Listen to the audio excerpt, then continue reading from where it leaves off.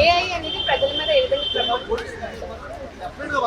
రాబోయే రోజుల్లో ఏఐ ప్రభావం అనేది ఒక చాలా ఎఫెక్ట్ ఉంటుందని నేను అనుకుంటాను. ఎందుకంటే ఇప్పుడు ముఖ్యంగా సాఫ్ట్వేర్ రంగంలో ఇప్పటికీ లే ఆఫ్స్ ఇస్తున్నారు, చాలామందికి జాబ్స్ పోతున్నాయి.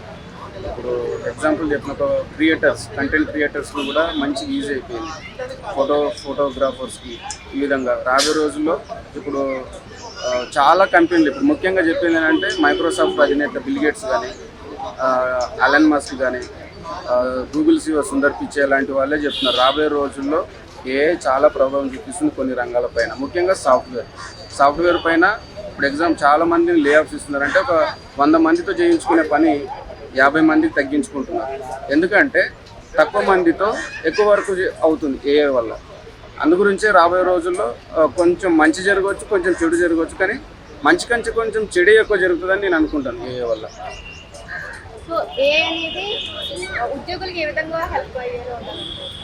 ఉద్యోగులకు ఏ విధంగా హెల్ప్ అయ్యేలాగా అంటే చెప్తాను కదా, ఇప్పుడు వర్క్ అయితే ఈజీ అవుతుంది ఏఐ వల్ల. కానీ తక్కువ మందితో ఎక్కువ పని చేయించుకో. ఇప్పుడు ఎవరికైనా, ఇప్పుడు మనమైనా ఏదైనా ఒక వ్యాపారం ఒక బిజినెస్ పెట్టుకున్నాం, 20 మందితో అవుతున్నదంటే ఈజీగా 10 మందితో చేయించుకోవాలని అనుకుంటాం. రాబోయే రోజుల్లో జరిగేది కూడా అది. ముఖ్యంగా సాఫ్ట్వేర్ పైన ఈ ప్రభావం ఎక్కువ ఉంటుందని నేను అనుకుంటాను. రాబోయే రోజుల్లో ఎలాంటి నష్టాలు?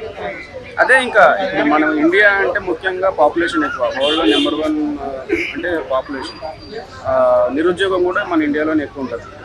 అందు గురించి నేనేమంటానంటే ఇప్పటి నుంచి ఇప్పుడు 2030-40 కల్లా ఏ ప్రభావం చాలా ఉంటుంది అన్ని రంగాల్లో.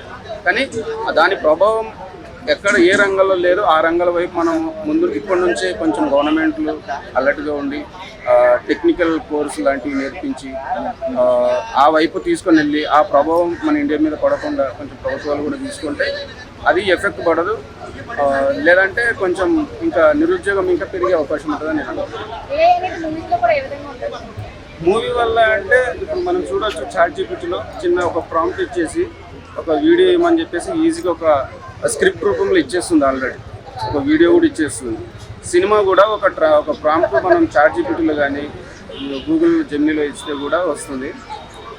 కొంచెం వర్క్ తగ్గుతుంది, ఈజీ అవుతుందని నేను అనుకుంటాను మూవీ సినిమా రంగంలో కూడా. ఏం చెప్పదలుచుకోలేదు.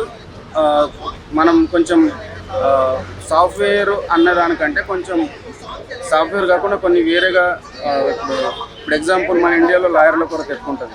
కోర్టులు లేవు, జడ్జిలు లేరు, కేసులు పెండింగ్ చాలా ఉంటాయి.